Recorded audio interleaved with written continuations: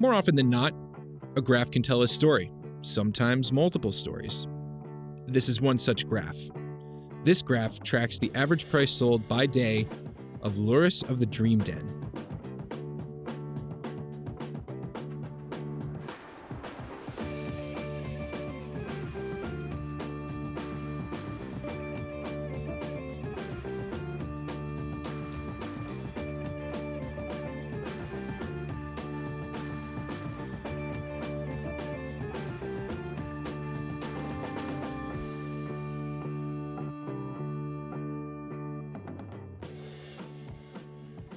Lurrus was revealed to the world on April 6, 2020, almost a month after the World Health Organization categorized COVID-19 as a pandemic. In a poorly calculated move that would end up being representative of the MPL era, Wizards of the Coast chose who else but a Hearthstone streamer to reveal the set's most powerful card by miles. Companions elicited immediate reactions, culminating in Pro Tour Hall of Famer Zvi Maushowitz's Ikoria set review. He did not like the set. Digging deeper, he was philosophically opposed to the companion mechanic and correctly restructured his set review format to accommodate them.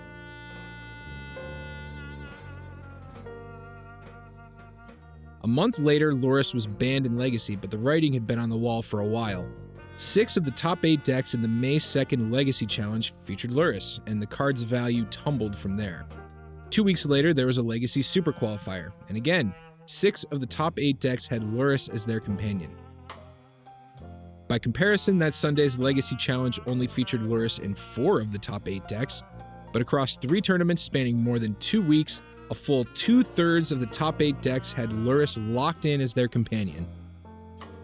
Hilariously, Lurrus was also banned in Vintage, a format where cards famously get restricted and not banned, because restricting Lurrus would have accomplished nothing. 2 weeks later. Oh yeah. Zvi correctly predicted that something about these crazy companion cards had to change, and it did.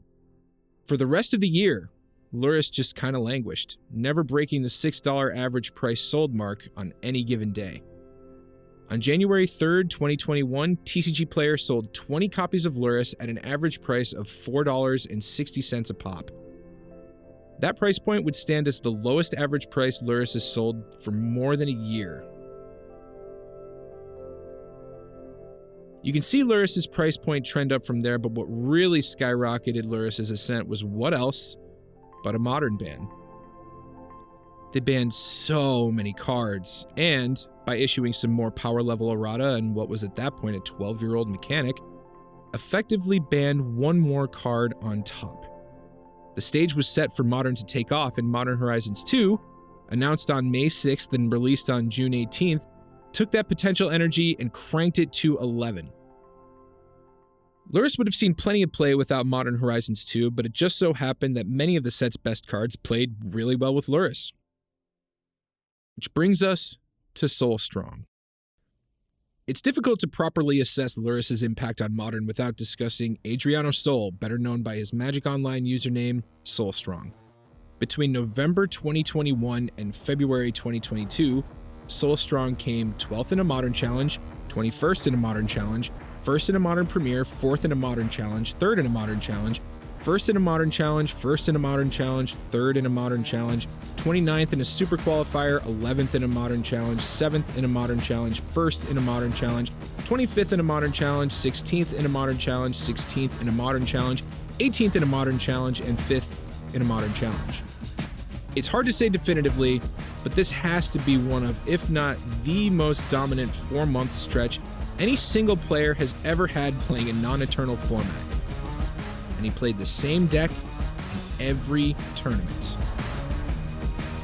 Death's Shadow is a neat card, depending, of course, on your framework for what neat is. It incentivizes you to incur damage, turning every single game into a 15,000-foot tightrope walk. You're always on the edge of dying, and if you want to win a lot of games, you have to put yourself on that tightrope every game. To me, Death's Shadow is Magic on the hardest difficulty, but to Soulstrong, Death's Shadow is like Game Genie, or something else entirely. The combination of Death's Shadow, Thoughtseize, Inquisition of Kozilek, efficient removal, and efficient threats had always been an effective modern strategy, but thanks to newcomers Ragavan and Dragon's Rage Channeler, the deck no longer needed to lean all the way into dealing 15 damage to itself. This list has plenty of other cool tricks going on, but Lurrus of the Dream Den gave the archetype the late-game inevitability it had always sorely lacked at the cost of one sideboard slot. That's it. When a card like Lurrus is really good, it invalidates a lot of other stuff. Alright, so if you've got Lurrus as your companion, all your threats cost 1 or 2 mana. If those cards are already good by themselves and the Lurrus companion is just pure upside, that makes things that were once considered mundane, like, say, a 3-mana permanent, harder to justify playing. By the time March rolled around, Wizards of the Coast recognized this and banned Lurrus of the Dream Den, putting 3-mana permanents back on the menu in the process. Since Lurrus was banned through April, there have been 13 Magic Online challenges, 3 modern PTQs, 2 SCG cons, and the Hunter Burton Memorial. This is a chart of each modern deck archetype that has appeared in more than 5 instances across all of those top 8s, and how they've finished every time they've gotten to the Promised Land. It's right there on the screen, but I'll call it out. Green indicates a first place finish, so green is good. The decks with the highest representation should have more top finishes, but surprisingly, they don't. The performance of the Yori Index is most surprising of all. In 24 appearances in top 8s, the decks notched only 1 win. That lone win comes from the Elementals variant in the March 19th Magic Online Challenge. I grouped the 2 decks together because there are lots of little optimizations you can make to an 80-card deck, but at the end of the day, both variants are still just stabilizing behind an Omnath. Blue-Red Murktide doesn't fare much better, complementing its lone win with a quarterfinal win rate of a paltry 54%. But once you get out of the nosebleeds, you start seeing where the real decks live. First, the Rhinos deck, named because it cascades into crashing footfalls.